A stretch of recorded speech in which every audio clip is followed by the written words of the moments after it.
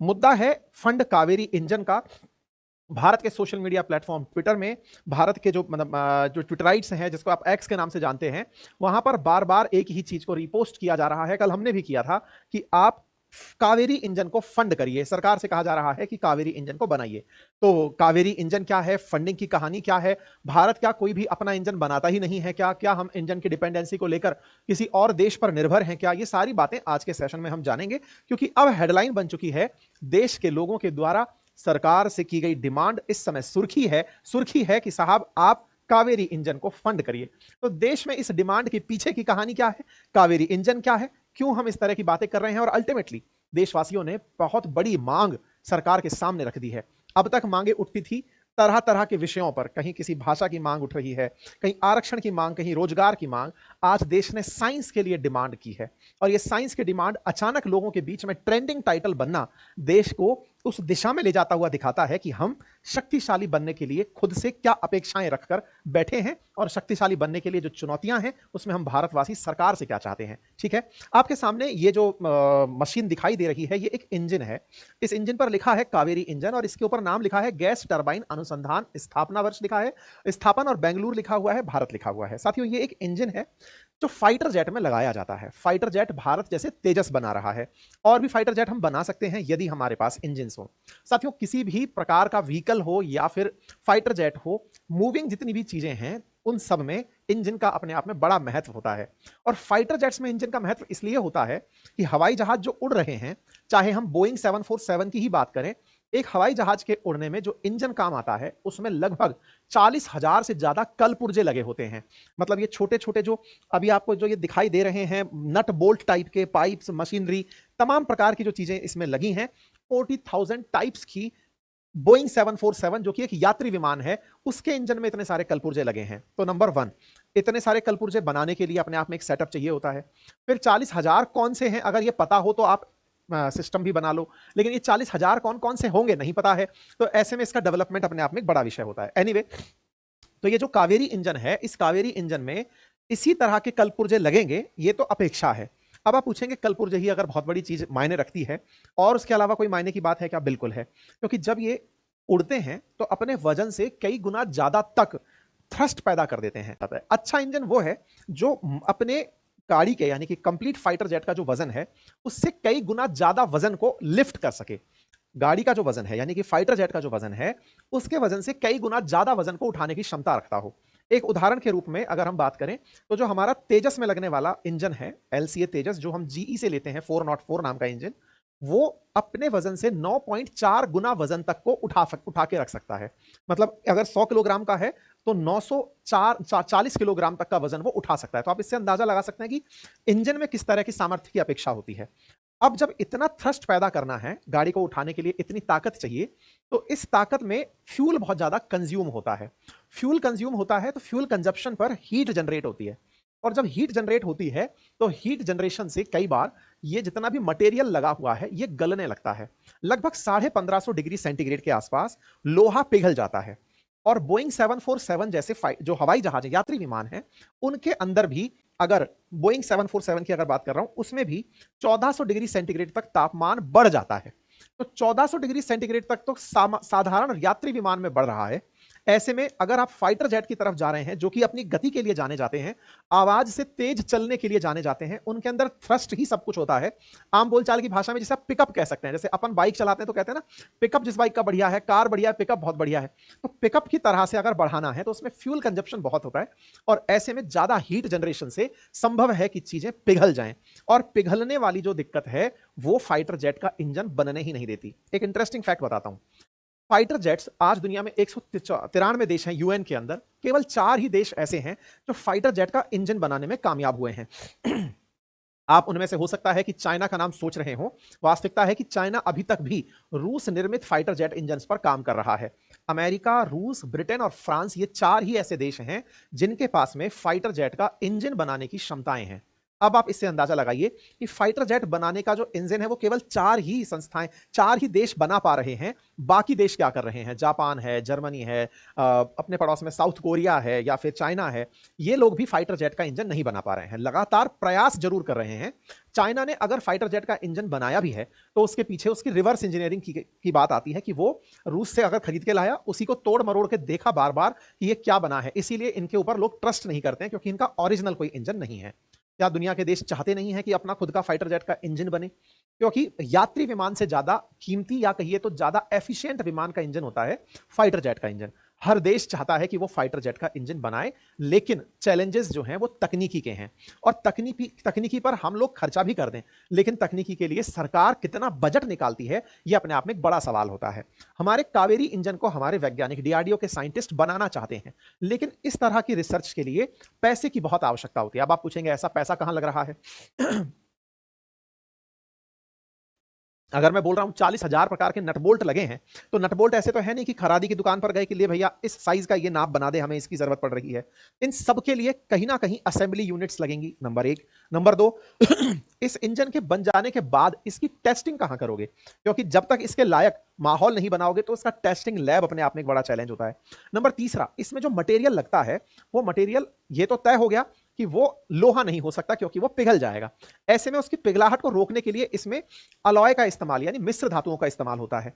तो मिश्र धातु कौन सी उपयोग में ली जाए, उसके लिए बड़ा फंड की आवश्यकता होती है। तो ऐसे में कावेरी इंजन का विकास विकास के साथ साथ उसके अंदर प्रयोग के लिए फंड अपने आप एक बड़ा चैलेंज है। और जिस तरह भारत सरकार के द्वारा फंडिंग की जाती है साइंस एंड टेक्नोलॉजी के नाम पर, उसे बढ़ाने की मांग भारतवासियों ने की है कि आप पैसा बढ़ाइए। डीआरडीओ ने अपने आप को सक्षम स्तर पर अभी प्रूव करके दिखाया है, चाहे इंडिया पाकिस्तान के बीच में हुआ हालिया जो कन्फ्रंट्रेशन हो उसमें आप देखें, इन सभी पर डीआरडीओ ने अपना लोहा सबको मनवाया है। अब आवश्यकता है कि फाइटर जेट के मामले में भी हमारा इतने समय से पेंडिंग पड़ा कावेरी इंजन बना ही लिया जाए। भारतवासियों में जो आत्मनिर्भर भारत बनने का जज्बा जगा है, उससे भारत का हर नागरिक एकदम जोश में है और वो कावेरी इंजन को फंड करने के लिए सरकार का ध्यान आकर्षित कर रहा है।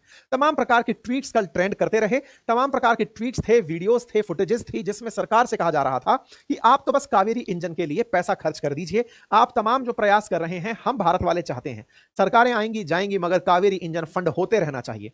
लोगों ने कावेरी इंजन की तस्वीरें डाल डालकर इतना तक कहा कि निर्मला जी, आप 18% की जगह कैरेमल पॉपकॉर्न पर 20% हमसे ले लो, लेकिन इस जीएसटी का पैसा कावेरी इंजन को दे दो। लोगों ने अपने अपने तरीके से मीम के माध्यम से अपनी बात सरकार तक पहुंचाने का प्रयास किया, प्रयास रखा कि प्रधानमंत्री को इस प्रॉपर तरीके से 31 मार्च तक, मतलब ये सारी जानकारी उन तक पहुंचाई जाए कि आप हमारा कावेरी इंजन फंड करने के लिए सरकारी बजट में पैसा बढ़ाइए। लोगों से कहा जा रहा है कि सरकार का ध्यान आकर्षित करिए, सरकार से कहा जा रहा है कि आप कावेरी बजट के ऊपर पैसा खर्च करिए। लोगों ने मीम मटेरियल में बकायदा जो पाकिस्तान के अंदर जो तस्वीरें आदान प्रदान हुई हैं, इस पर भी हम एक छोटा वीडियो ले आएंगे, उस पर भी मतलब इसके हाथ में भी पहुंचा दिया कि शहबाज शरीफ तुम भी यार हमारे लिए डिमांड कर लो कि फंड कावेरी इंजन। लोगों ने खूब बढ़िया मीम बनाए, ट्रंप वगैरह सबको घुसा दिया। कल पूरी तरह से कावेरी इंजन ट्रेंड करता रहा। ऐसे में ही एक वैज्ञानिक थे, उन वैज्ञानिक का नाम, सरनेम पीछे टैंक लगता था, हमें देखेंगे अभी उसका नाम क्या था, उसको भारत के द्वारा रीच किया गया और कहा गया कि भाई आप आइए हमारे साथ। कुर्थ टैंक नाम का एक व्यक्ति था, उस कुर्थ टैंक नाम के व्यक्ति को भारत ने रीच किया कि आप हमारे पास आइए और हमारे फाइटर जेट का इंजन बनाइए। तो ऐसे में जो कुर्थ टैंक नाम का जो वैज्ञानिक है, ये भारत आता है और HF-24 नामक जो हमारा लड़ाकू विमान है, जो कि मतलब भारत के वॉर में यूज भी किया गया था 1971 के वॉर में, वो इस इंजन को बनवाता है। HF-24 मारूत नाम का जो हमारा लड़ाकू विमान है, उस लड़ाकू विमान में जो इंजन लगा था, यही इस कुर्थ टैंक नाम के व्यक्ति द्वारा बनाया गया था। और कहते हैं कि इस HF-24 मारूत ने उस समय कई पाकिस्तानी टैंकों को तबाह किया था और 1982 में वायुसेना ने इसे अपने बेड़े से हटा दिया था। ये जो मारूत नाम का हमारा फाइटर जेट बना था, इसने अमेरिका द्वारा या फिर सॉरी पाकिस्तान के पास जो आधुनिक F-86 सैबरी फाइटर जेट था, उसको भी मार गिराया था। उस समय के युद्ध में ये वाला फाइटर जेट यूज आया था, लेकिन ये एक्सपेक्टेशंस के अनुरूप नहीं था। फाइटर जेट्स को बहुत तेज होना होता है, उनकी प्रिसीजन एक्यूरेसी के साथ साथ स्पीड अपने आप में बहुत मायने रखती है। ऐसे में हमने इसे रिटायर कर दिया 1982 में, और 1982 के बाद 86 में बेंगलुरु के अंदर गैस टरबाइन रिसर्च एस्टेब्लिशमेंट यानी GTRE ने multi role light combat aircraft यानी LCA, जिसको आज LCA तेजस के नाम से आप जानते हैं, उस LCA के लिए स्वदेशी कावेरी इंजन का निर्माण शुरू किया। 1986 से आज आप 2025 में है, 39 ईयर बीत चुके हैं, 40वें साल में है, अब तक हमारा कावेरी इंजन बनकर नहीं आया है। मतलब भारत का जो स्वदेशी इंजन था, उस स्वदेशी इंजन के बाद में आप देखें HF-24 मारुत के बाद में भारत ने कोई इंजन नहीं बनाया। 13 साल बाद GTRE ने अपने 9 प्रोटोटाइप जरूर साझा किए, लेकिन वो सक्सेसफुल नहीं रहे, उनको हम अपने फाइटर जेट्स में उपयोग में नहीं ले पाए। तो सोचिए 40 साल से अब तक भारत अपना फाइटर जेट का इंजन बना ही रहा है। DRDO की लैब GTRE के द्वारा इस फाइटर जेट के इंजन पर लगातार प्रयास किए जा रहे हैं। ऐसा नहीं है कि हम लोग इस इंजन को बनाने में कामयाबी नहीं पाते, लेकिन कामयाबी के अनुरूप हम इसको कंपैटिबल नहीं पाते अपने फिलहाल उपलब्ध अन्य जो विकल्प हैं उनसे। क्योंकि हम अपना इंजन बना लें, लेकिन इस इंजन का उपयोग अगर हम दुश्मन के किसी फाइटर जेट से मुकाबला करने में करें और उसके पास हमसे बेहतर अगर फाइटर जेट है, तो हमें उससे उन्नत बनाना है। तो बनकर आता है, फिर उससे आगे का तैयार हो जाता है, उससे आगे की जरूरत, उससे आगे की जरूरत। तो अभी मार्केट की नीड के हिसाब से हम अपना फाइटर जेट का इंजन नहीं बना पाए हैं और इसके लिए लगातार प्रयास कर रहे हैं। हम जो फाइटर जेट यूज करते हैं, चाहे फ्रांस से खरीदे हुए हों या फिर ये सभी में, अब जैसे आप कहेंगे जो तेजस यूज करते हैं हम लोग, उसमें भी जो इंजन लगा है वो अमेरिका से आया हुआ इंजन है।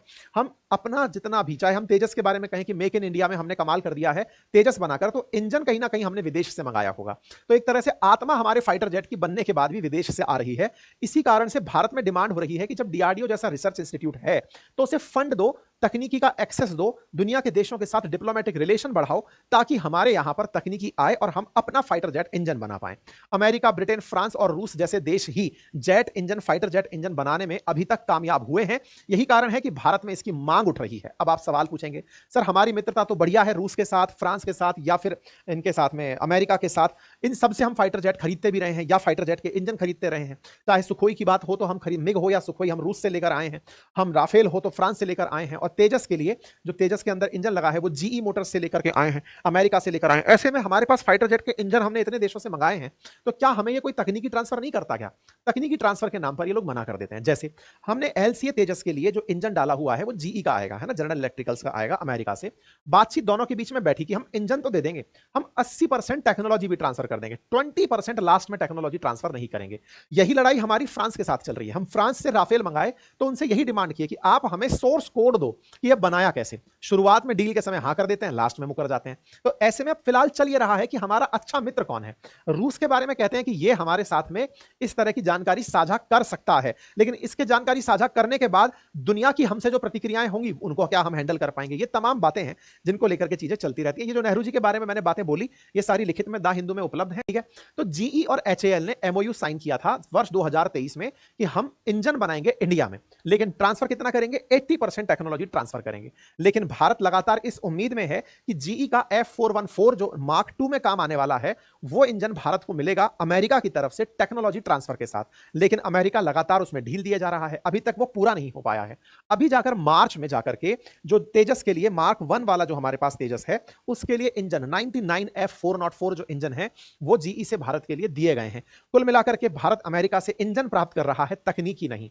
तमाम प्रकार से देश हमसे कहते हैं, प्राइवेट कंपनीज कह रही हैं, जैसे रोल्स रॉयस ने ऑफर किया है कि हम मिलकर के इंजन बना सकते हैं, ऐसे गोदरेज कह रहा है कि हम मिलकर के इंजन बना सकते हैं।